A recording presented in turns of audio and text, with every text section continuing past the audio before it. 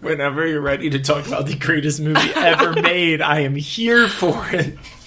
Fresh out the oven, it's Cinema Bums. I'm Wade. And I'm Emmett. Cinema Bums is a podcast where we watch through every single movie in popular film franchises, one each week to try and track how the storytelling changes over time. Today we are continuing our miniseries X23 about Fox's X-Men films. We will fully spoil today's film, but we will not spoil any future entries in the series.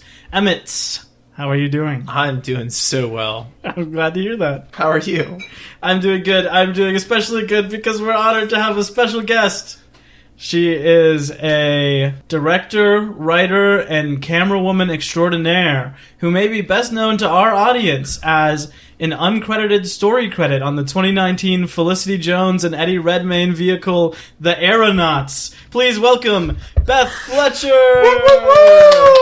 Oh my god. That's too real. Thank you for being here. Sure. How's it going? It's very strange.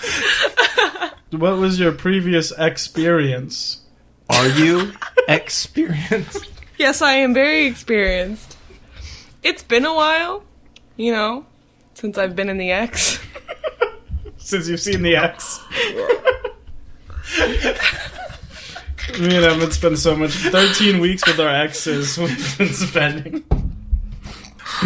Okay, tell us about your ex experience. Well, he's about 6'2". No superpowers, unless you count eczema. Eczema. That's about it.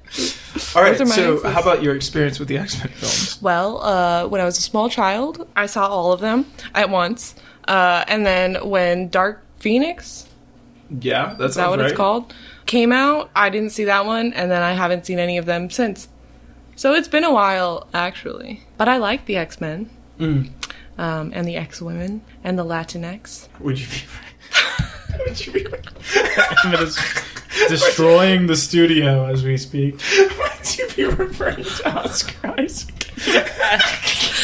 He's by far my favorite Latinx X-Men. Hard favorite. Number one.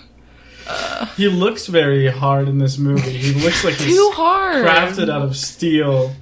The aesthetic of this movie is like All over the place. very difficult to describe. It's like loose particles and gravel. That's the aesthetic. Yeah, and everyone looks like they're wearing concrete. I feel like they only went in on the 80s aesthetic when they were in Berlin. Mm-hmm. Everything else is just untimed. Yeah. Yeah, when That they were sounds about right. playing Iran in Berlin, and then there was like Yeah. no real... Well, they play Sweet Dreams. Yeah, For that one sequence, moment. Yeah. Yeah, I agree. It doesn't feel very 80s. Okay, I've been putting off the part of the podcast where I explain briefly what this movie is. Please do. Okay, so today we're talking about X-Men Apocalypse. This is the third film in the Decades quadrology. Is that a word? That's the title of this series, where there's one every decade in the 60s, 70s, 80s, and 90s. But they Leading up. don't age that long between them, so Well, we'll they're get into super- that. Well, I in a mean, second. they are supposed to. Kind of. It doesn't come off like they do, but Yeah. they are supposed to. Sure. So you're going to explain this movie now? I know you've just been friggin' stalling. What are you going to... What happened in this movie, Wade? Okay, this movie is about a mutant from ancient Egypt named Apocalypse. Is that his name? Do they not call him Apocalypse? His name is En Saba Nur. Yes, and that's or what the something. old dudes chant when they summon him. But I think he is also... He is called Apocalypse. I'm not sure if they say that in this movie. He comes to modern times. Oh, it is called Apocalypse. I honestly could not tell you what he's trying to do. But it involves like terraforming the Earth, sort of. He turns everything into like little tiny particles. Also, The X-Men are there. And Professor X is in like a rom-com with Moira McTaggart, who has forgotten that they had a fling. Eric is in like The Pianist, where everyone he ever loved is getting murdered, and we're watching him play unbearable grief every scene. And there's also like a new class of young mutants, including Cyclops and Jean Grey, who are joining the team and like learning to control their powers for the first time. And they have attitude, kind of. Just Scott. Just Scott, really. Yeah, Scott has some attitude. Yeah. I feel like you've said parts of what is in the movie, but you haven't actually said what the movie is about. I mean, I'm not sure what the movie is about. The thing to know, I would say, like, the scale of this movie is unbelievable. How so? Like, it's like the biggest movie I've ever seen. Like, it just looked like they plugged 10 billion computers and turned them all on at the same time. And that's like the last 50 minutes. Also, we should mention that this movie is 2 hours and 24 minutes long. But it feels like a solid 3. Yeah, breezes right by like a 5-hour miniseries. It's also occasionally funny, which the Bryan Singer movies normally are. Okay, so that's sort of the movie. It's directed by Bryan Singer. He's back. It's written by Simon Kinberg. He's back. Music by John Ottman. He's back. It runs 2 hours and 24 minutes. It's the longest film in the entire 13 film series. Really? Mm-hmm. Thank God. It has a 52 on Metacritic. It had a budget of $178 million, which means it would have needed about $356 million to break even. It made $543. Hot damn. It is the 5th highest grossing in the series, the 2nd highest grossing with X-Men in the name, and it made 27% less than its predecessor, Days of Future Past. It was released May 27th, 2016. Beth, X-Men Apocalypse, flop or bop? Well, it depends on who you ask. Well, I'm asking you.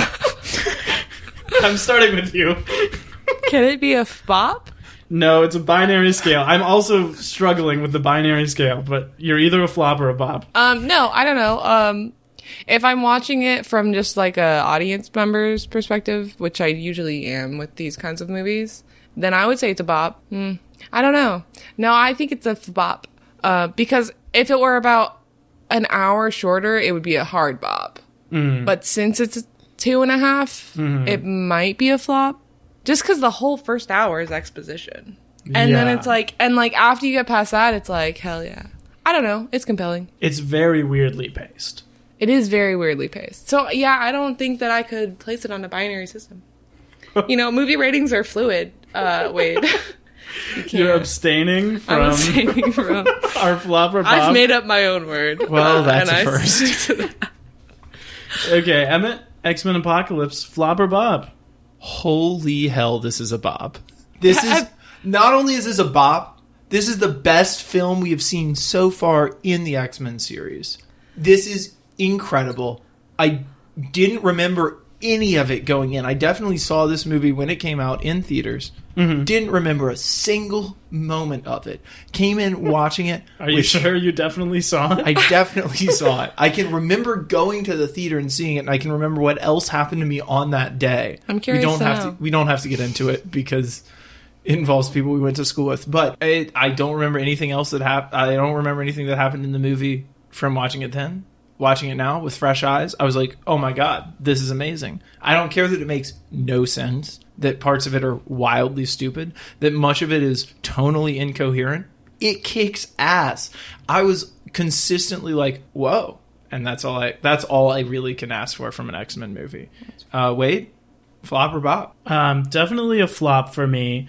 I want to get that out front. Now, I want to say that we have the binary scale, but as I've said before, to me, these movies fall somewhere kind of on a 3-point. Like, they're either good, or they're fine, or they're horrible.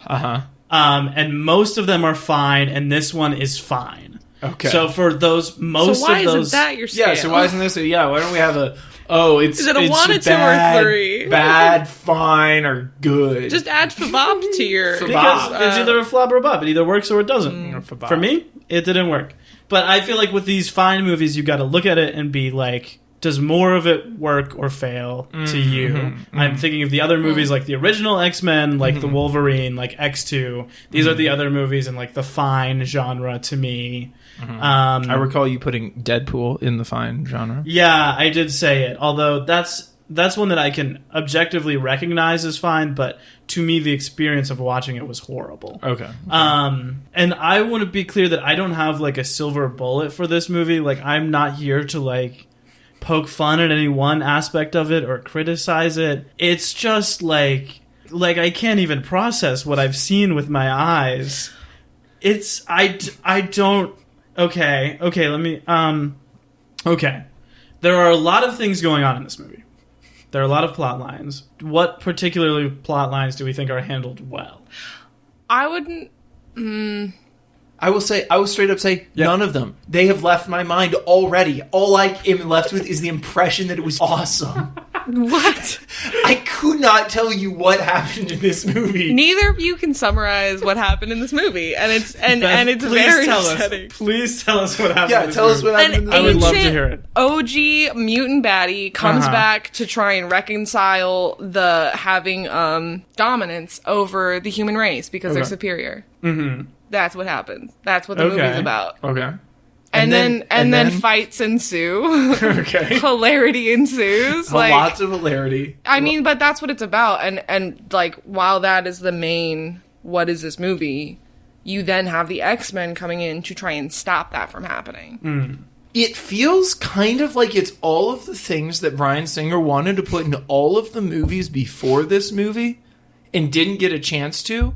Let's just do it now. Like, it's great. Let's just do it now. And we're going to kind of tie it all together with this plot about Apocalypse. And we're going to put a lot of that in the first, 20 minutes. And a lot of that in the last 30 minutes.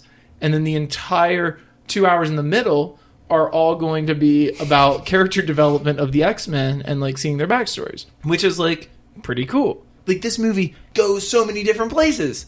It's tonally and physically, it does so many different, it goes so many different places. We're in Poland with Magneto's tragic backstory, as if Magneto needed more tragic backstory. They're like, okay, well, why not we just give him a wife and daughter to be killed off? Mm-hmm. Cool. Yeah, they really do him dirty in this movie. They really do him dirty in every movie. That's very true. Yeah. We get more Kurt Wagner, which I love. He's so cool. Yeah. He's so cool in this movie. I don't know if he really has any character motivation per se. I don't care. It doesn't matter. He's so cool in this. I do have thoughts on you saying it's everything he wanted to do in the other movies. Yeah. I don't feel like there's anything original X-Men wise in this movie. Yeah. It doesn't feel like this came out of the X-Men universe. It felt like Bryan Singer was like, I like this movie and I like that movie and I like this movie and I'm going to make one movie and it's all going to be X-Men. Okay. It felt like a Frankenstein's monster of different well-made movies and not like an X-Men coherent. That's fair. I also think it's interesting to think about this movie in the context of the MCU, coming in the same year as Captain America and Civil War, but really more as a response to Avengers Age of Ultron, which really, as you say, just escalates to the max. And this movie is a movie that's okay, we see you, MCU, and we raise you 10 billion. Yeah, I think that point really helped to clarify the mess of this movie. Yeah. Because, you are right, because Civil War is the movie where they're Civil War and Doctor Strange. Yeah. The two movies that come out this year. Yeah. Are those the came movies, out in the same year? Yeah. In 2016. Those are the movies where they're we need to fix the third act problem. Yeah. We went too far with Age of Ultron, and now we need to figure out how to make, intimate, personal third acts that aren't things exploding. Mm-hmm. And this is the movie that saw Age of Ultron and was we need to top that. Yeah. We need to figure out a way to escalate even further. Wait, you said Civil War came out that year? Mm-hmm. They didn't fix any sort of third act problem. They just added a fourth act. Yeah. That's a terrible movie. Thank you. I'm sorry. Thank you. I know that's off topic. I don't know. Emma, do you have more things to say about this movie? I have a lot more things to say about this movie. Okay. This movie is amazing. Here, I'm just going to read off some of my notes here. In the first 3 seconds of the movie, Icarus reference, Paul Atreides reference.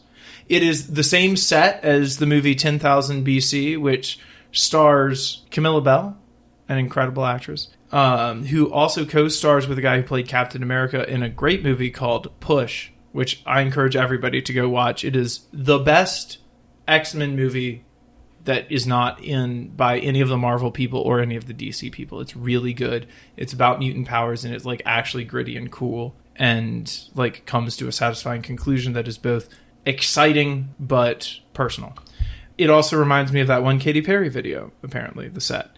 Oh, all these white Egyptians. Very strange. That's what the gold at the top of the pyramid is for. It's for resurrecting Apocalypse. It has a very Da Vinci Code opening sequence. Wade, you have maligned much the Bryan Singer opening sequence, credit sequence. What do you think about in this one? Oh, so horrible. They're always so horrible. And this one feels like him trying to do the First Class Matthew Vaughn thing, like trying to do the trip through time thing, but filtering it through his like weird hallway DNA obsession. Oh, it's so strange. And also, I'm pretty sure goes further than the time period, right? Yeah, because it goes to the Twin Towers. Yeah. Oh, does it go to the Twin Towers? Yeah, it covers like all of human thing history see. way past Oh, that's weird. the actual time period. Okay. Mostly when I write things down, it has to be said, there are things that I don't like about the movie. So this is the Bell after disruption trope. There's a scene where a Cyclops disrupts a class. The teacher is pissed at him for disrupting class. 3 seconds afterwards, the bell rings for the end of class. I'm just here to say that that's just dumb. Like, the teacher, whatever. Like, it's just lazy. Whatever. I love the MC in the cage match scene. And the cage match also calls back to X1, the original X-Men, where we have Wolverine fighting in a cage match at the very beginning. That's where Rogue meets him. I have something here which, of course, will later be refuted, but early on when we see both Beast and Mystique, we do not see them in blue makeup for a very long time. This is probably because they hated being put in it. I wonder why they couldn't have, like, CGI'd that. This movie is not a movie that seems afraid of CGI, so why couldn't you have just CGI'd that stuff? Those are iconic parts of those characters. Yeah, but there's a big reason why both of them are in essentially whiteface, right? Like why they're in their people costumes. There's a huge backstory there for both of them. I feel like it's the like hiding in plain sight. Like, why would Hank go through all of that trouble to find like a formula that would make him look normal if he wasn't going to use it all the time? And then Mystique's very vocal about why she doesn't want to look like a mutant. You know, that's true. I feel like, yes, you could just write that off as being the actors don't want to dress up like that. But I do think that that is more written in and in previous movies as well. Okay. We've got old Moira McTaggart as Indiana Jones in a scene that is very reminiscent of the Staff of Ra scene from Raiders of the Lost Ark. We also have later on in this movie an excellent moment where Apocalypse walks past a car, and the hood ornament on that car is the same as the ornaments on the Ark of the Covenant from Indiana Jones. Okay, but this is what I'm saying. Crusade. Indiana Jones, Fifth Element, Stargate, Harry Potter, all of these ones that like we listed while we were watching it. Yeah. It's not... It's not an X-Men movie. It's just all of those movies put together. With X-Men in it. With X-Men in it. They're just kind of there. This movie immediately feels like so different than anything we've ever seen in this universe. Like the fact that it starts off in this bright, colorful Egyptian world, and then it's like Mousetrap. Like so much of that opening is based on strange, like rolling designs of the pyramid that trigger other things that trigger these elaborate traps. Yeah. Like it's so strange. It doesn't, I don't know, like where do you guys feel like this movie stylistically comes from? Because Bryan Singer is the biggest through line we have in this series. This is his fourth and final film, and it's completely different than anything we've ever seen before. To me, movies like this, I think this is a good example, and I think Guardians of the Galaxy 2 is a good example. I feel like they've brought these directors on who have successfully done the series in the past, and they've been like, yeah, like you headed this, like we trust you. And there's nothing, like, I feel like with these, there's usually a lot of like executives watching over them, or like brand marketing, and like people that have their hands in the pot and in those two movies specifically, and especially this one, it's just like Bryan Singer was like, I have all of the power. I am the executive producer. I am the story editor. I am the director. I am God on this movie, and I'm going to just do what I want. And literally no one cares because we know it's going to make money, and we know it's going to, like, I can make a 2.5-hour movie that doesn't make sense, and people are going to pay to watch it. Yeah. And that's kind of like, I don't know if people are coming at it with like that spiteful sort of attitude, but that is what it feels like in movies like this, where it does feel like the creator has just written off the fact that it's going to be successful. Yeah. So yeah, that's why I think, I don't know, because stylistically that doesn't come from anywhere. You know what I mean? It's like, it's frustrating. I think you're absolutely right, because this is the movie that has the least amount of behind-the-scenes drama. Like, this is the movie with the least troubled production, the least crazy stuff to dig up and read about it. It feels like, for some reason with this one, they were like, you go make your movie. Because the company doesn't care anymore. Yeah. And we've, like, much maligned Fox in the past, I think for good reason. But watching this, I'm like, maybe I understand some reasons why they've come in the past. Why they came in. If this is what they wanted to do all this time.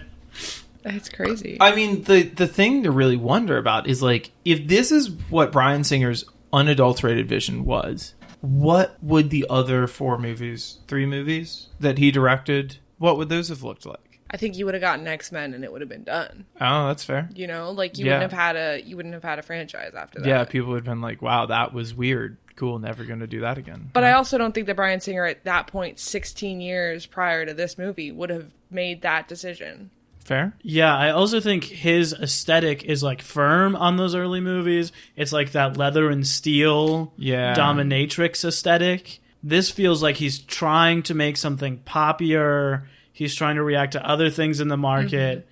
He's trying to, like, extend an olive branch towards being familiar with the comics. But also he's not willing to go all the way. Like, they still, like, the costumes are still so muted and, like, militaristic. But he's, like, trying to be more comicsy and fun. It does feel very forced. Also, on Days of Future Past, like, he really goes all in on the 70s thing. Like, he makes it look like a 70s movie. He takes a ton of 70s inspiration. The same with First Class, which is Matthew Bond, like, shooting it like a Bond film. And this, like, where are the 80s influences in this? And, like, the touches of the 80s in this Return movie? of the Jedi, baby. Oh, man. This makes me so mad. I'm sorry. I feel like I've been talking a lot, but I just like, the arrogance. Like, it's the same thing as them starting The Force Awakens by saying this will begin to make things right. Like, the arrogance of making the third movie in a trilogy and putting in the joke, like, the third one's always the worst at the expense of the last third movie. Do you think it's at the expense of the last third movie, or do you think they're self-aware? I thought that was more of a self-aware thing. I don't know. I think it's at the expense. I think it's at the expense of Last Stand, since that's the one Bryan Singer didn't do, and the first one Simon Kinberg did. Objectively, Last Stand is worse than this movie. Yeah, absolutely. So absolutely, Last Stand is worse than any movie. Yeah, exactly. So I feel like it's a worthy shot. I don't know. I think a worthy. I don't know. I don't. No. Wait, so it makes me so angry. Would you say this is the second worst movie? Oh, Last Stand was bad. No, I wouldn't say this is anywhere near even the second worst movie. No. I would like to hear a ranking if you have one. We're gonna get into that in our final We're episode. saving it until we've watched them all. This is middle run for me. Oh, Okay, continuing with thoughts about this movie, I want to say that it is always 2 different movies. Whenever we have Magneto doing something that is not, like, directly related with the X-Men, it's always, like, 2 completely different movies with Fassbender and whatever everyone else is doing. well, that's because Fassbender always needs his own movie. He always needs his own movie, and it needs to be sad. It needs to be dark. He needs to have loss. He's got a brooding. He's face. got it. Like, he was, like, really in that one Meisner class where they're like, yeah, but I think you should prep for loss. And that's, like, all he took from it. It feels like they just ask him to do, like, an unconquerable task in this movie. Like, he's, like, just playing unthinkable loss for so much of it, and they're not giving him anything. Well, it's unthinkable loss, and then it's revenge, and then it's 100% switchback, and then it's comedy at the end with Yeah. Charles. It's Yeah. like- Yeah. How with, do we... with zero motivation? With Okay. zero motivation. Yeah. Let's try and go like plot line by plot line. Like, how do we feel about the Eric stuff in this movie? I mean, How do we feel about them fridging the mom and daughter, and then him leveling up and going back to Auschwitz? It makes me want to die. It's If- all terrible. It feels like that could have been Logan, and I think someone maybe saw that in that movie and then made Logan. It works, but only as like a plot piece. Like, it doesn't work as a story line, you know, but it works to move the plot forward. So I don't love it. Also, I had forgotten, we've talked about this before, Wade, but I'd forgotten that this happened in this movie. I had like remembered it as happening in some other movie. And because, like, this was the only part of this part? Yeah, the part about Eric. It was the only part of this movie that I remembered, but I remembered it as being in First Class. And so when we'd watch First Class, I was like, "There's the part where his wife and daughter get killed." I agree with you. Like, they at this point have officially overplayed the point about Auschwitz. I think, like, or overplayed. Like, it's certainly using it in like that sort of a way. It is whether or not you think the opening sequence of both the first X-Men and X-Men First Class are gauche or whatever. I think this certainly is. Yeah, I agree. I think that going back to Auschwitz is like completely distasteful and should not have been included in this movie. The image of shooting the arrow through the wife and daughter is like the thing from this movie that was like burned in my brain. Yeah. Like, that's the thing that I still remember about this movie 4 years later. It also feels, not to be glib about that, but it feels like they set him up for such a clear arc, and then he loses a child at the beginning, and then he has another child who's trying to find him.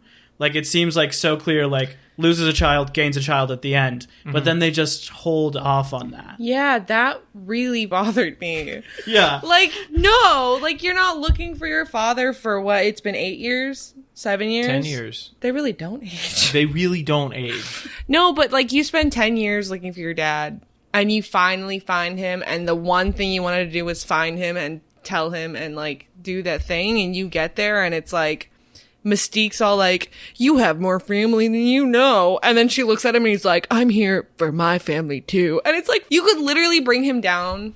Like, I feel like that would have, like, the arc that you're saying they set him up for, like, that they set him up for, as soon as you bring that in of, like, the admission of, "Hey, I also am your child," like, you could make that such a dynamic, like, character story. And then you finish the fight. Oh my God.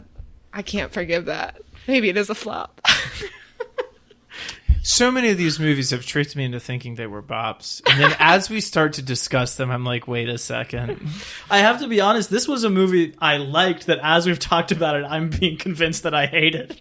Wow. But I really was like, this movie is fine. There are things I like in it. Okay, let's switch. Okay, now let's talk about the adult X-Men plot line.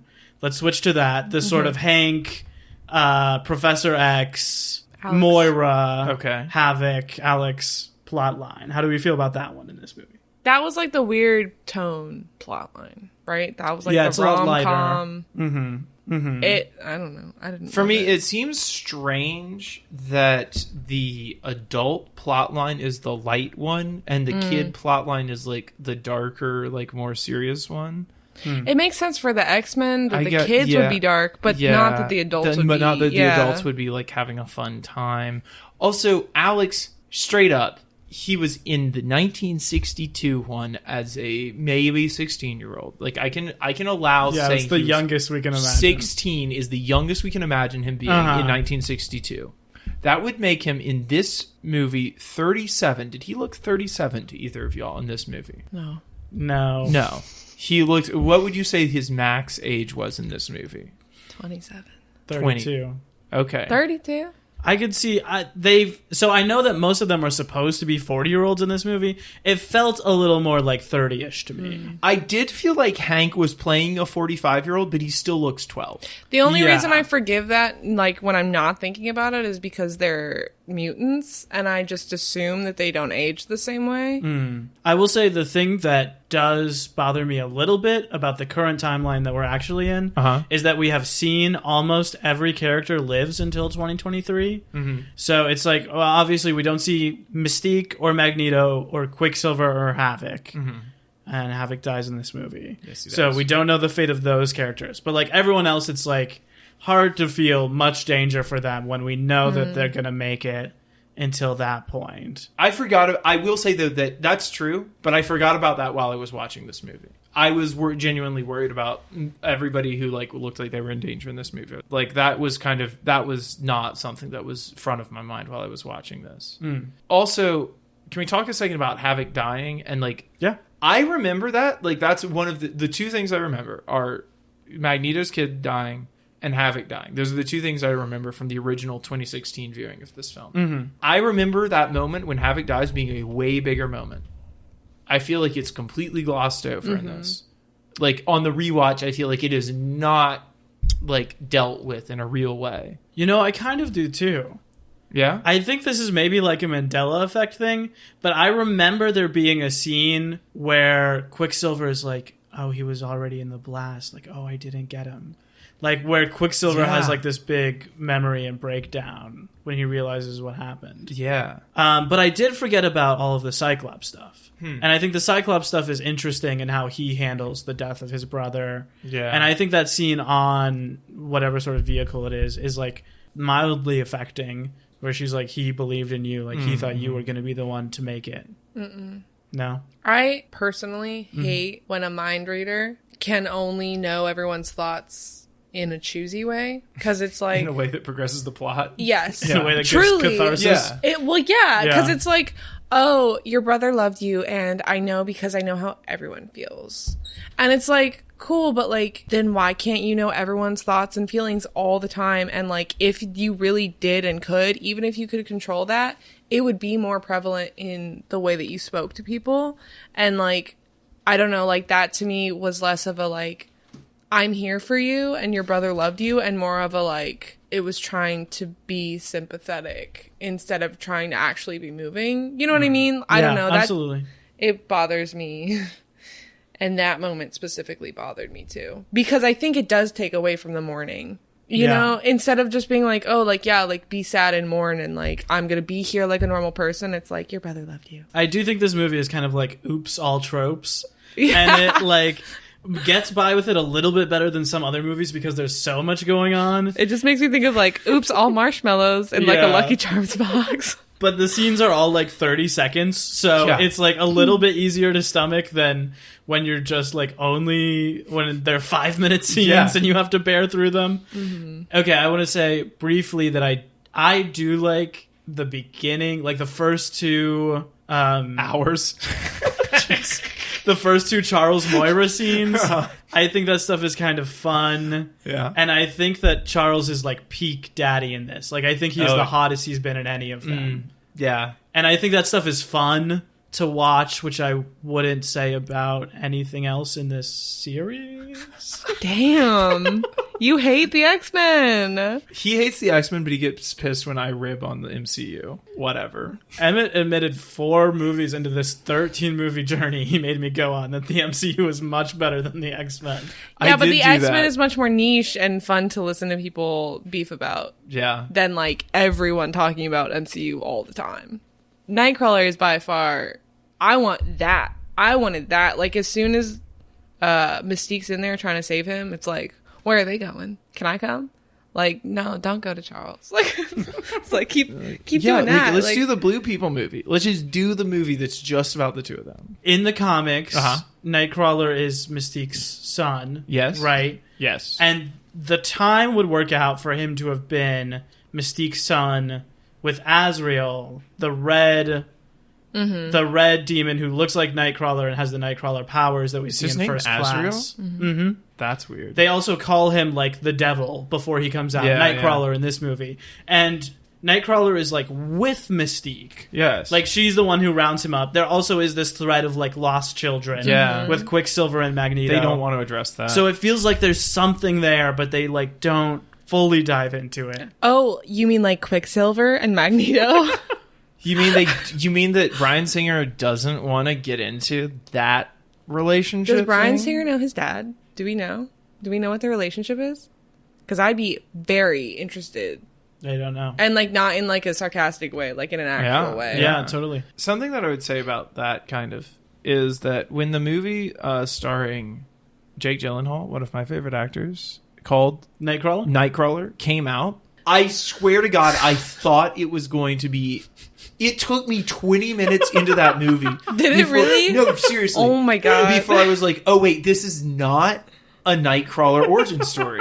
Absolutely. He's the best. Yeah. I was like, okay, this is going to be so dope. And I went, all fairness, I love that movie. I think that movie is incredible. It stands on its own merits and is probably better than any X-Men movie ever will or ever could be. It took me 20 minutes. That sounds like a you problem of it. Bless you. Your sweetheart. I'm moving through the plot lines. You've got like the teenage plot line with Cyclops, and then he meets Jean Grey, he meets Nightcrawler, as we talked about, and they all like have a little school run-in, and then they end up triggering Wolverine. And, so cool. And they like gain their own powers in the end. How do we feel about that? I both like and dislike this one. Mm-hmm. I really like I love Scott's story. I feel like even in like OG X-Men, I really loved Scott's like through line. Mm-hmm. That said, in this one, it's like he's kind of nerdy and like weird, and then he's like gets to like the school for whatever. And he's kind of a douchebag now. Mm-hmm. And then he keeps going, and now he's kind of a badass, and he's like mourning his brother. And so like I feel like there's pieces of that I really like, and then obviously like Jean's a badass. The most memorable part of this movie for me from seeing it in 2016 is when she comes out at the end. Yeah, I love and she's that just stuff. like, I'm here, and I love that. And obviously Nightcrawler, but then the thing that ruins that whole like kind of satisfying plot for me is when Jean is talking to Logan and she's like touching his face, and it's a great moment and it feels very powerful and cool, and then they cut to Cyclops and it's like, no, we don't know any of this yet. There's no relationships here yet. He's not jealous of her. Like you can't cut away to him yet. Yeah. Like if you cut away to him and then you cut away to Nightcrawler and then you cut back, okay, they're watching them. Yeah. Like you're just gonna keep cutting to like that. Like for me, I was like, I really liked this plot line. Like I really liked this, and then that happened, and it's like, why? Did you ruin a good thing? Yeah, I laughed at that too. Like they're trying to say that like it's always been there. Like the Yes. love triangle has always been there, even though They they're all met meeting. right then. It's so crazy. God. And Wolverine is, I mean, Like 40 whatever. years older Whatever. than I know Jean. he's Not always 150 years older, Yeah. but he is like in this like. If I 30 can pull years for over. Angel and Buffy, I can pull for Logan and Jean. You know, I don't feel If any you can pull remorse for about that. Bella and Robert Pattinson, Nobody you can- pulls for Bella and Robert Pattinson. Anyway, yes, ruined that plotline. Okay, I guess the other major plot line is the Apocalypse plot line. Who? Damn it. Okay, my favorite working actor. Yes. Mm-hmm. My favorite actor, Oscar Isaac. I think there are moments where he almost shines through, but it's so bad. I mean, like this is the thing. This is what I said. Like you don't paint over Mona Lisa. Mm-hmm. You have one of the most beautiful men ever to live, Arguably the most beautiful man. and they make him look like a Roblox. Yeah. Yeah. He looks like the Hamburglar. I mean, This is the one blue person I'm not attracted to. it's also. You like I mean, Nightcrawler like that? You like Hank like that? All right. I Papa mean, Smurf. like the other people in this franchise, it is done practically. Yeah. Like, it's not like that's a change from the others, but it is, he's just like caked in layers and layers and layers of. He also is the only one who gets an upgrade. Well, I have beef about the upgrades, but continue. I just want to say that he absolutely looks much worse after the upgrade. Oh, yeah. Like, he gets this strange, like, svelte V figure and this kind of, like, tutu-esque. Well, and the Mr. Freeze or whatever from Batman, yeah, he does have tubes this. going into his head. The weird tubes. Like, I hate that. Yeah. It did look. There were a lot of like weird Cronenberg like nails in things. Oh, yeah. Like when he nails. pulls that's like right out of Videodrome with the gun going Yeah. in. It's like, Yeah, come on, lots of body horror. And so his plot line is like going around and recruiting his 4 horsemen and then like upgrading each of them to be more powerful. How do we feel about this? Big beef. Yeah. I got big beef. Yeah. The Angel gets cool and badass and some cool armor and does look very like apocalyptic. Storm, badass upgrade, white hair, very apocalyptic. Yeah. But then Psylocke, not only does she get a skimpy outfit, which is fine if that's what you want, but like, why is she the only one down dressed? But she also gets no upgrade in her talents. Oh, that's fair. She doesn't level up. She doesn't change at all. She, like, everything about her is the same except for going from the full body leather or whatever into the leotard with straps. There is no character development, no superhero development, no nothing with that character at all. And it's like, not only did you put a great actress into that role and then give her no lines and no, like, badass anything, you then completely forgot about that character.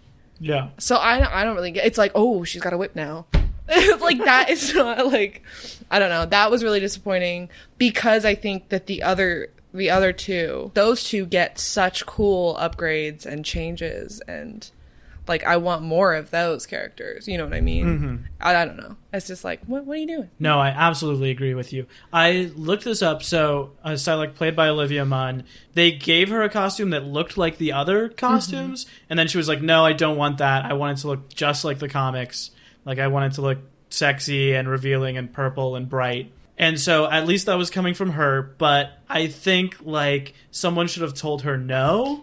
Yes, thank you. Okay, because your when job. you look at them all, it looks so bad. Like, if you saw just her, yeah, you're but like, then when oh, you that's see cool. the five of them, she looks like she's in another movie. She's in a different movie. Yeah. Yes, and that's your job as the director. You have a lot of jobs, but the most important job is to make sure everything is coherent and everything is right, and that if a costume person is coming to you and saying Olivia won't put her costume on because she wants to look like the comic, you go, no. Like, you walk up to her and you're like, this is why you can't dress different than every other character in the movie. And because it doesn't make sense. And like, I get it, like, she looks hot as hell, but you can't do that. You can't do that. also, Absolutely. her betrayal of Apocalypse is completely unmotivated. It's not her. It's Mystique. You're right. Just kidding. I'm sorry. She may or may not be dead on the ground somewhere. Like I said, can't remember anything about this movie other than that it kicked ass. See, when you said that, I was truly not surprised that I had no memory of that, but I was just like, oh, that happened as well. Yeah. It makes a really big impression. Also, that's just another thing about, like, Mystique. How does she inherit people's powers when she changes? Like, that's not a real thing. Lots of questions about Mystique. Oh, also, well, she's mysterious. that's fair. Yeah, That's fair. That's fair. Can we dive into the continuity corner? I know we've already covered most of the things we have to. Yeah, let's But do it. the thing I want to talk about in the continuity corner is that at the end of Days of Future Past, which is 10 years ago, right? 73? Yep, 73. We see that Mystique has taken over being William Stryker. And taken Wolverine in tow. Yes. And I thought at the end of that Stryker was dead in this timeline, Or, like, tied up in a closet somewhere at least. Yeah, exactly. Okay, so speak on it.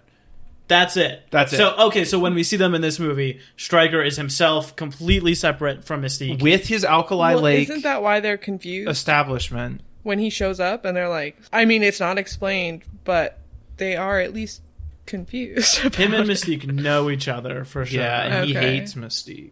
And Wolverine is still at the compound. But not for long. Yeah. So that was just like what happened during that period is a big question mark for me. Yeah, it's big. Anything else in the continuity corner we need to talk about? I don't even know. Okay. We'll think of it as it comes. Like, other than just, like, I can't stress enough the fact that these people do not age enough between the movies that are supposed to happen 10 years apart.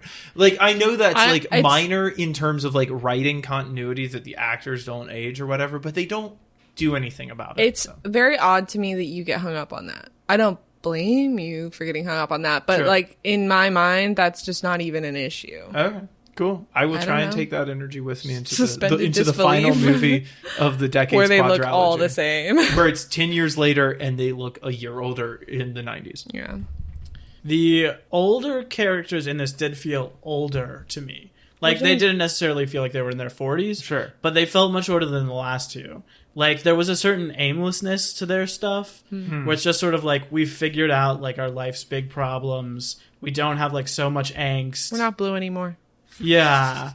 And, like, now the big question is just, like, are we going to kiss? Or, like, sort of what happens day to day, you know? Right. Like that's the stuff they're worried about. Okay, I was going to say about the Wolverine stuff that it's a reshoot.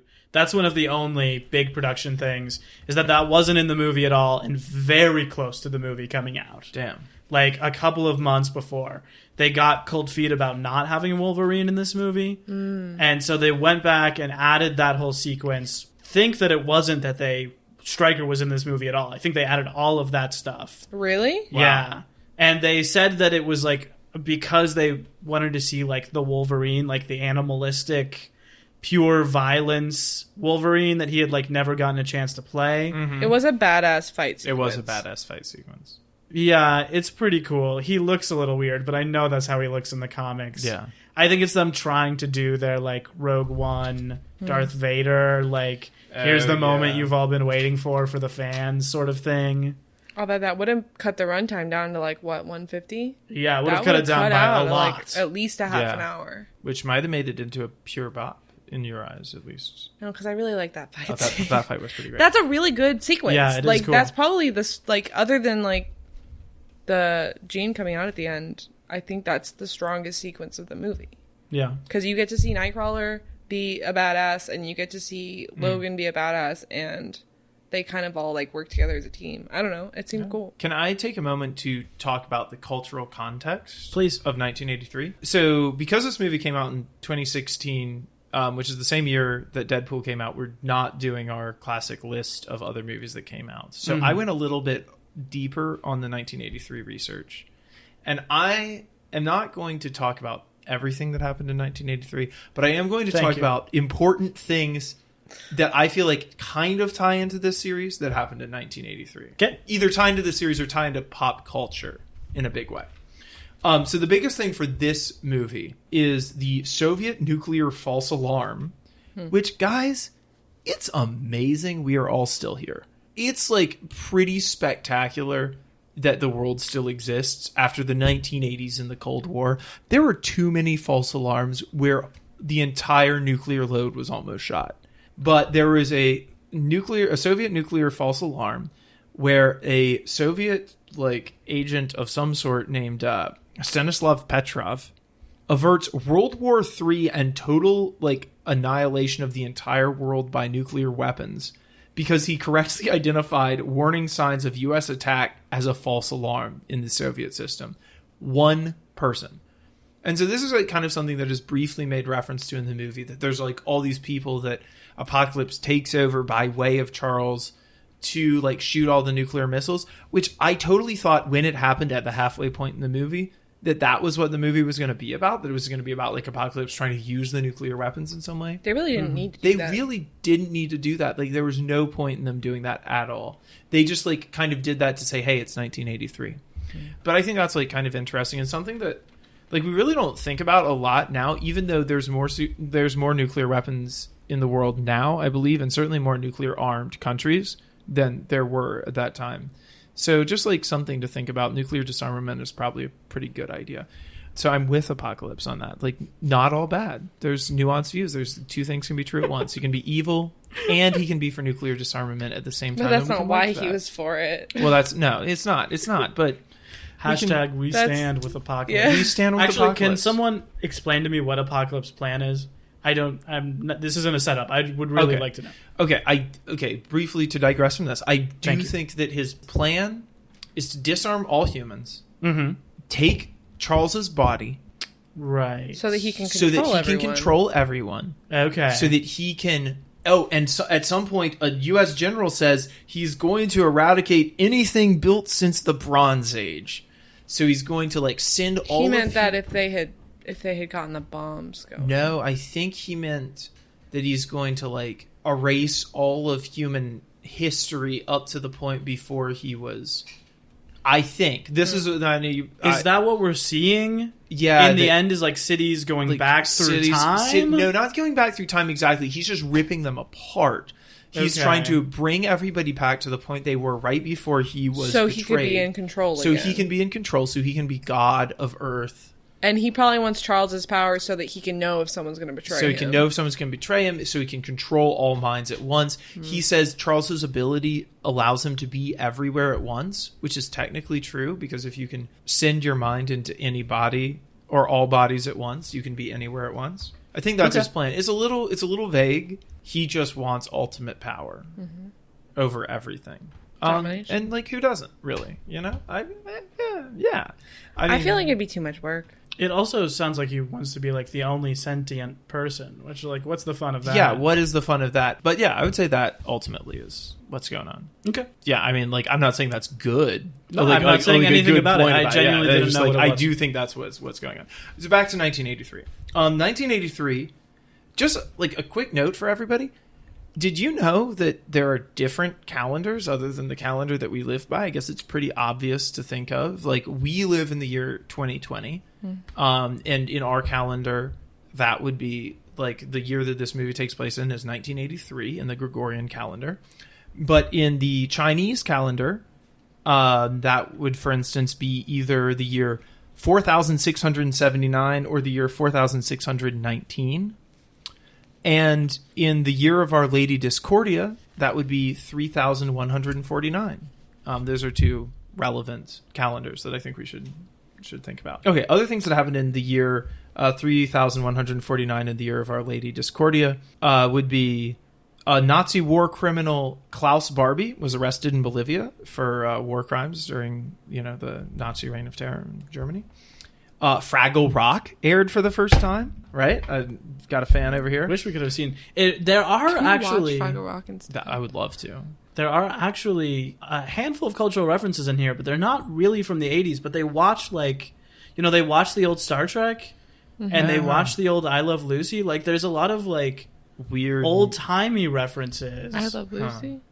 Isn't that what Apocalypse is watching? No, it's just some old classic it's just movie. Old classic, like She's redheaded though. We got the final episode of MASH airs in 1983, which reaches 125 million viewers and remains unsurpassed in television history. Horrifying. Swatches were first introduced in 1983 to lighten the mood. Reagan introduces the Star Wars Missile Intercept program, which also kind of ties into this movie, about nuclear missiles. Michael Jackson introduces the moonwalk. The Challenger space shuttle launch happened in 1983.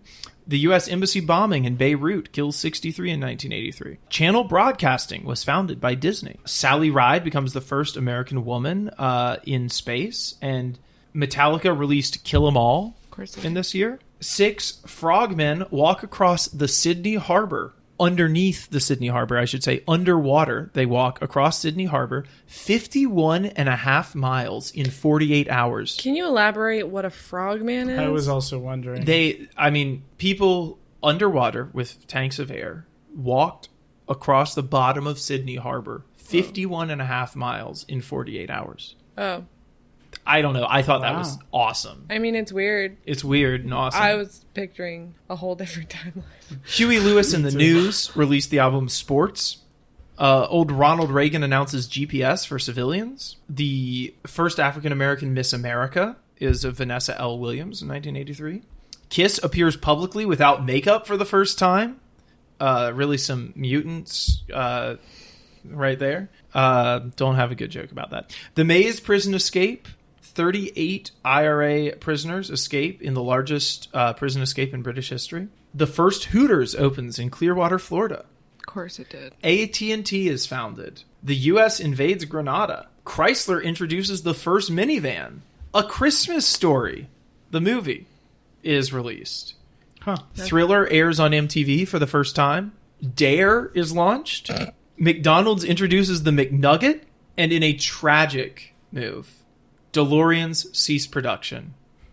Rip to a real one. None of this has anything to do with the movie at all. No, it doesn't. But those are just some interesting things that happened in 1983 that maybe this movie, if it was better, could have made reference to.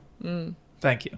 Thank you. Let's briefly run through some of our segments here. This movie does pass the Bechdel test in the scene with Jean and Mystique talking about how much she looks up to Mystique and sort of their take on mutant rights. There is also like an interesting through line of like the younger generation looking up to Mystique, because we get that with Storm too, and they're teaching about her in classrooms and stuff.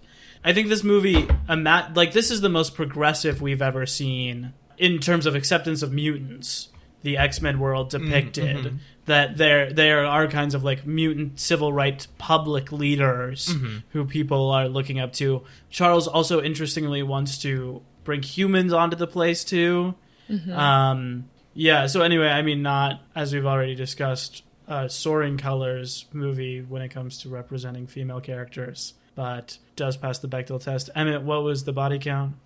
Oh, the body count was 54, which I believe makes it the highest death count in any movie so far in the series. It definitely makes it a higher death count than Deadpool, which immediately precedes this movie, which I would certainly say Deadpool is a more violent movie. Like if you were to just ask me which movie is more violent, Deadpool or Apocalypse, I would say Deadpool. Yeah. But this movie certainly has a higher body count. Like I like by a good 11 people at least. There are some really grisly deaths. Like, there's a lot of beheadings. The one that really got me is when you see the chain go through his neck. Oh, dude, that's rough. Like, and that's so bloody. And you already mentioned, but like pulling the nails out of his chest and everything. Yeah. Well, and when he just is like has the sand come out of the wall and beheads four people. That's so cool. That was sick. But yeah, the locket thing, like that, I feel like that scene, regardless of the movie, is something that has always really stuck out in my mind. Of like, that is like some rage, pain, and like perfect. It's perfect. Like this picture of my parents that I gave to my daughter, and it's the only medal that I have, and I'm gonna kill all of you. And when they're all falling, and the one guy goes like that, and then it's over, and it's just like, that's so good. Yeah, Fassbender kills that scene. And I think that's pretty hard material to do. And when they keep like just the one shot on him the whole time as you see him go from like the sorrow to the rage is really powerful. Yeah. I don't like really want to get into this, but I would do think we should like touch on this. Like his wife and daughter die very quickly. And like I do think there would be more that like unless they were both shot through the heart, which is the way they were. The little girl didn't get hit through the heart. Yeah. Like I do think like even with 1980s medicine, they could probably have been saved. I don't think that would kill them immediately. Yeah, it certainly wouldn't be immediate. Like, so that is like something that I think about, but I get it, but I just want to flag that. Who do we think the protagonist of this movie is? Let's start there. Beth, thoughts about the protagonist? Yes. Okay. I think it is a pretty solid ensemble piece. I wouldn't, of the protagonists, I wouldn't pick out one of the X-Men to be like, this is their movie, because I do think it is very much the X-Men as protagonists. But I also not as protagonist, but I think that the main character would be Apocalypse. He's the only one consistently moving the plot forward. Okay. And doing things and changing and, like traditional main character things. Also traditional baddie things, but since I don't feel like there is a main character, because it does feel like the X-Men as a whole. Emmett? I don't know. It feels kind of like it's Scott, weirdly. I considered that. It feels kind of like it might be Scott or it might be Jean. Yeah. But they don't get introduced until a good ways into the movie, which makes it hard. Well, I mean, in Fargo, you don't meet the main character until a half an hour in. Okay. And in Star Wars, you don't meet Luke for a good 20 minutes. 30 minutes. Yeah. So I think it could be Scott or it could be Jean. Jean probably undergoes a greater change at the end because she gives in to her power more. So I might be willing to say that it's Jean, but I definitely agree with you that it is an ensemble movie and that like the X-Men as a concept are the like protagonists of this movie. And that the change that they undergo is from being not a team to being a team. Well, like, they go being a thing. into being the X-Men. Yeah, they become Yeah. the X-Men. Yeah, for sure. Wade, what do you think? I don't know. I was trying to... so we normally ask, like, who makes the biggest change? Like, who has to make the big decision at the end of the movie? So I was really trying to think about who that is. I mean, Eric makes a pretty big decision in siding with, like, his old family versus, like, giving into rage. Sure. I don't know what... Mystique makes a decision. Yeah. It doesn't feel quite as big, but she, like, chooses to be herself.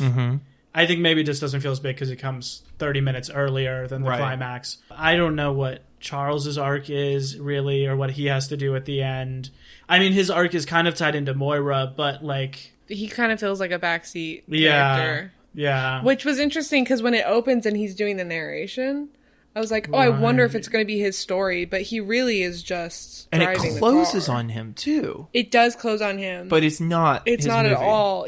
I mean, I don't think that he makes a change except for the hair loss.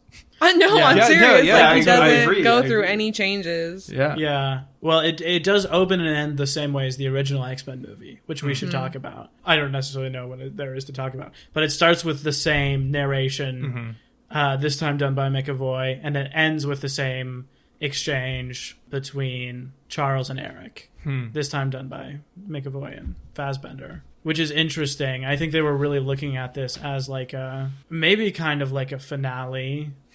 I don't know, but it's also like a clear setup at the end. At this point, did they think that this was the end of the Decade's trilogy? Yeah, so I have stuff on that. Okay. I have very little behind the scenes stuff, as I mentioned, but I will dive into that. This is a quote from Singer. He said, Mystique starts in First Class entirely on Charles' side, ends up following Eric, and we find her on her own in Days of Future Past. And she's on her own because Eric is gone. She's on her own side in that movie, but is drawn towards Charles by the end of the film and shoots Eric. Then, in Apocalypse, she comes back to Charles. That's a full circle narrative over the span of this trilogy that is about Mystique from beginning with Charles in the mansion and ending with Charles in the mansion, but not as the same timid little girl we met in First Class. Okay. Wade, question for you. Yep.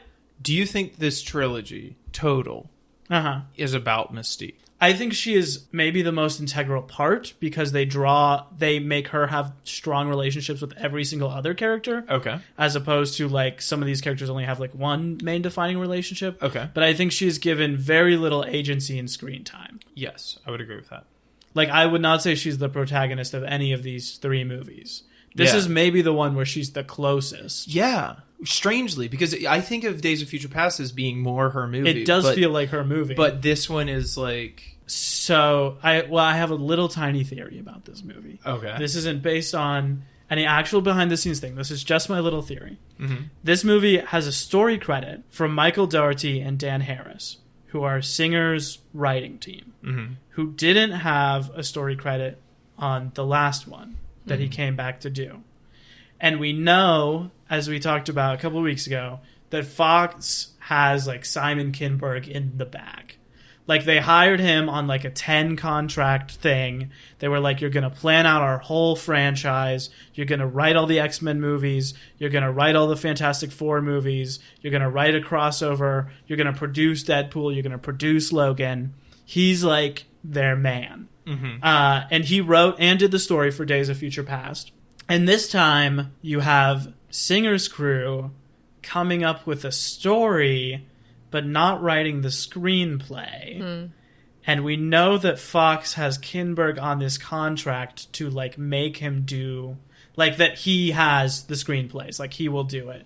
So just my little theory here is that maybe Singer was like, I want my guys to do it, and Fox was like, you're gonna use Kinberg, he's our man. And so he had his guys like come up with the story, come up with an idea for it and the overarching plot, and then they gave it to Kinberg to like write it out. I mean, they honestly could have written it out and then had to hand it over and have him do rewrites. Yeah, absolutely. Because that happens a lot. Singer also pulled his classic move of leaving set for 2 weeks in the middle of this. To go do opioids? Yeah. I mean, he came back on this one, which he doesn't on his next movie, but he did. It's for different reasons, though. Kinberg, the writer, came in and directed for 2 weeks. Oh my gosh. And Kinberg goes on to direct the next movie in this series, Dark Phoenix. Oh. So what was also in his directorial debut, he had never directed, presumably Whoa. before these 2 weeks that he shot of this. Never directed. It is baffling to me, as a side note, that they would do Dark Phoenix, their only X-Men universe movie about a female character, and not follow the classic DC X-Men or DC MCU trope of bringing in a female director. That, like, I didn't realize that was directed by him. And I guess that's just, like, very shocking to me. Yeah. I guess people don't care that much when they're watching it. But, I don't know. It's just surprising as a studio move to not bring in a female director. I agree. I also think... so he's just now written and directed his second movie, which is about to come out, called The 355, which is like an all-female spy movie. So I think maybe he's going the Joss Whedon angle of being like, I am the male feminist. I will write all the movies about all the girls. So if you want like good feminist representation, hire me. I think that's an element to that guy. Having not like never met him, never spoken to him. Of course. No idea. Unlike friend of the pod, Martin Scorsese, who we Marty. constantly I gotta Marty. text him back. He keeps God, saying he wants like, to come on. Part of his family to talk lives in about China. Ant-Man and the look, Wasp. I'm like, look, dude, you're immunocompromised. You're old. Like, you can't come and hang with us. I love you. I'd love to see you. Like, get us on Zoom. Get us on Zoom, He doesn't know how to work Marty. a computer. It was Marty, also let's announced talk. by Singer before all of the Me Too and the Bohemian Rhapsody shut down. Like, Singer said after this movie, like, I'm stepping away from the franchise. Like, I'll produce it, I'll be around, but I'm not going to come back and direct again. I wonder if that was like... But it feels like Fox put up with his stuff. Like, all the stuff we heard. Yeah, they I put up feel with like- for 4 movies. I doubt they told him to go away. Fox did not. No, he was like, no, I've finally done it. I've made the X-Men movie I want to make, and now I can let it go. I truly Maybe. think that. Maybe. I'm not saying that this is a great movie or anything, but I do believe that this is the movie that he wanted to make. I had the same thought while watching this, that this is like X-Men the movie. Yeah. Like, they've taken the things from all the other movies and thrown it in here. I don't necessarily think it's to its advantage, but... Sure. Yeah, I guess it could have been 3 different movies. Yeah. Like, it could have been the kids, it could have been the adults, and it could have been... The bad guys. Or Michael Or Fassbender. Eric. Yeah, it could have Yeah. been 4 different It could have been a movies. bunch of different movies Yeah. and different compilations. It could have been a Mystique and Nightcrawler movie, or Michael Yeah. Fassbender movie, or Yeah. I guess I'll say that I think Mystique is the protagonist. Okay. I don't know what she wants. What? she definitely pulls everyone to action. Yeah. Like, she's going to get people out. Mm-hmm. She's going to Xavier to tell him what's going on, and like that prompts them to go find Fassbender, and that prompts them to go, like, so I could see where you're coming from with that. And then at the end, she's like, Eric.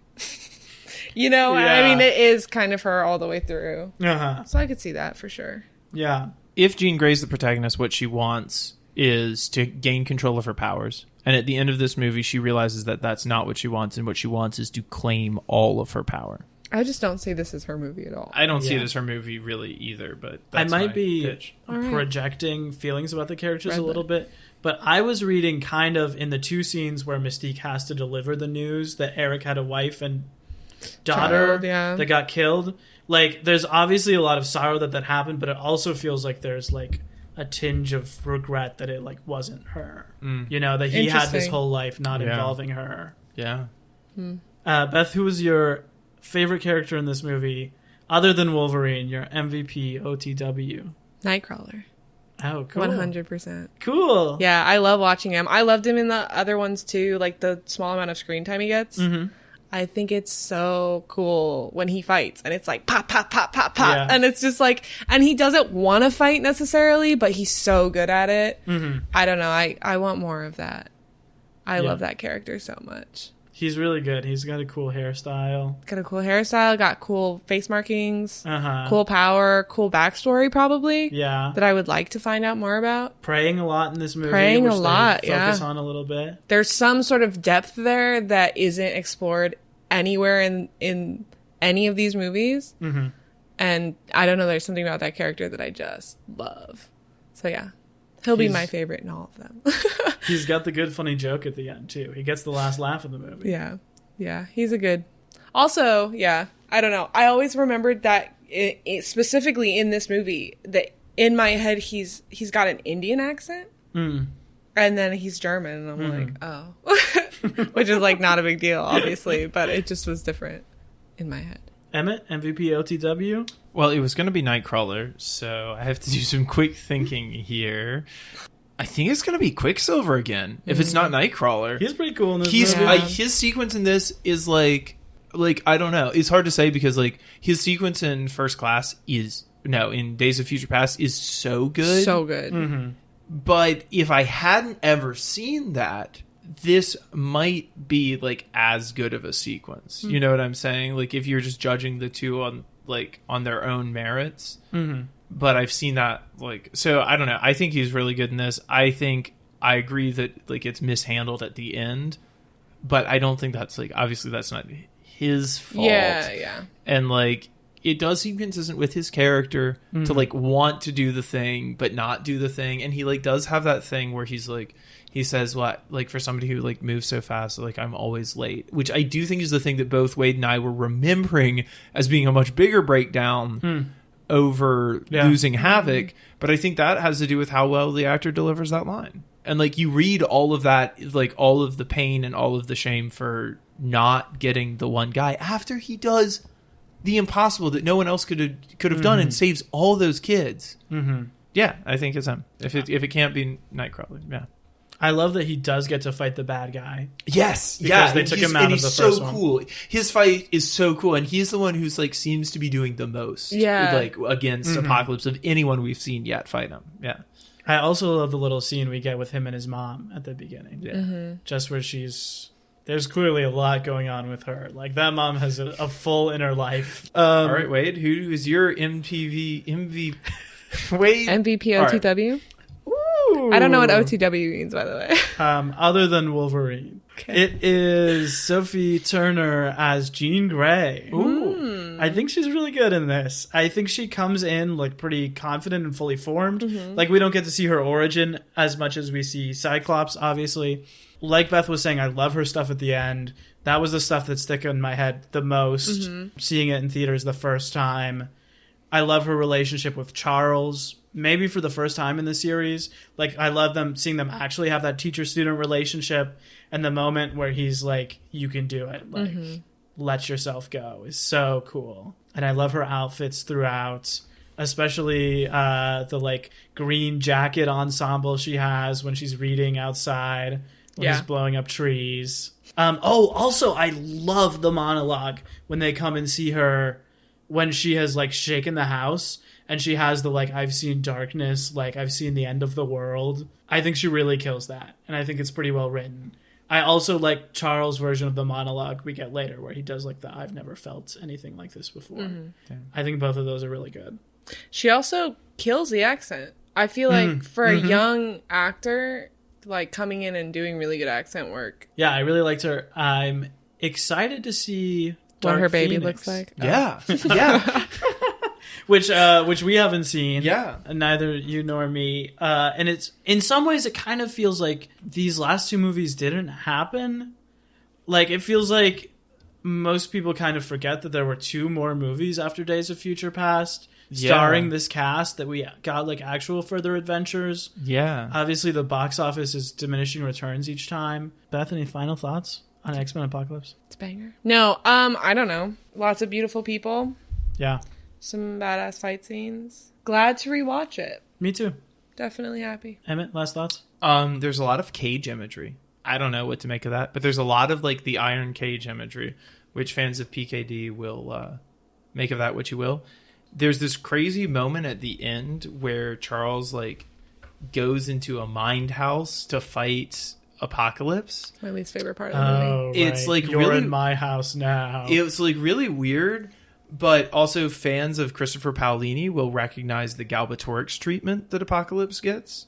And I'll leave it at that. Other than that, I just want to say, like, this is the Return of the Jedi of the X-Men movies. If you were to just, like, put it on at Thanksgiving at a house, everybody would be happy. You just gave me the most intense deja vu I've had in years. Really? Yeah. Wow. All of that. Wow. How? Why? I don't know. Days of Future Past, man. Yeah. Cool. Wade, any final thoughts? I was also happy to rewatch this movie, and I think I happily would rewatch it again. My brain was truly broken by the last 50 minutes of this movie. Like, it's just like insane, incomprehensible action that goes on for so long and is so grand and so expensive that I was in awe of it. I want to say that I love McAvoy here, and I think he looks the most daddy he ever looks in any of these movies. And that's part of why I'd like to rewatch it. I think, to your Return of the Jedi thing, the thing it's missing is, like, the Luke Skywalker, like, the adult conclusion of the saga. Like, this has the stuff for the kids, and it has the big bombast, but it's kind of missing that emotional core. Sure. That I wish would wrap up this trilogy a little bit better. But as we know, it's a quadrilogy, so maybe that's coming next movie. Maybe it's coming in the next movie. Yeah, they went back and did another one to give it, like, a proper ending. Maybe the next one will be the Rise of Skywalker of this series. Also want to say, I like the Cyclops stuff in this movie, but I genuinely, no joke, think it is done better in X-Men Origins Wolverine. I think, like, the Cyclops in high school discovers his powers, freaks out, goes to the X-Mansion stuff is handled a little bit cooler in that. May I just say that kid that he blasts through a bathroom wall should be dead? I put him on my body count and then had to cross him off when he gets up off the floor. He hits the door and the door doesn't have a hole in it. But then the ceiling has a hole in it. Yeah, exactly. Physics. Exactly. That kid is also so big. I know they lampshade it, but, like, that kid looks like The Rock. The kid that's bullying him? Yeah, he was like 7 feet tall. Yeah. They might have just been short bathroom stalls. If I'm in a bathroom stall, I can see over them with my whole head. Okay. Yeah. That's fair. Thank you for bringing the tall perspective to the podcast. It's literally the only perspective I have. Thank you for being here, Beth. Yeah. Is there anything you would like to plug? Any projects you're working on? Anywhere the people can find you online? You can find me at www.flethbetcher.com. That will link you to all of my social media, and you can send me a nice little email. Flethbetcher.com. Spelled like it sounds. That's so cool. Thanks. That's awesome. Thanks. Well, we'll be back next week talking about Logan. Wow. Oh, yeah. James Mangold, the second director we've had to come back other than Bryan Singer. Damn. We're excited for that one. Yeah, we are. Okay. Thank you so much, Beth. It's been a Thanks pleasure for having you having on. See you next week. Love Stay you guys. frosted. Bye.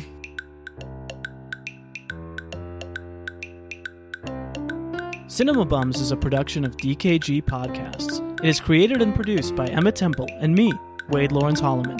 I also edit and mix the podcast. Our theme music is by Zane Holloman, who you can find on Bandcamp, and our show art is by Autumn Beckner. Our social media is managed by Laura Bennett. If you like what you hear, please tell all your friends and leave us a 5-star review on Apple Podcasts, the 2 best ways to spread the word about our work. You can also follow us on Instagram at CinemaBums or email us at cinemabumspod@gmail.com. Don't flake on us. We'll be back next week.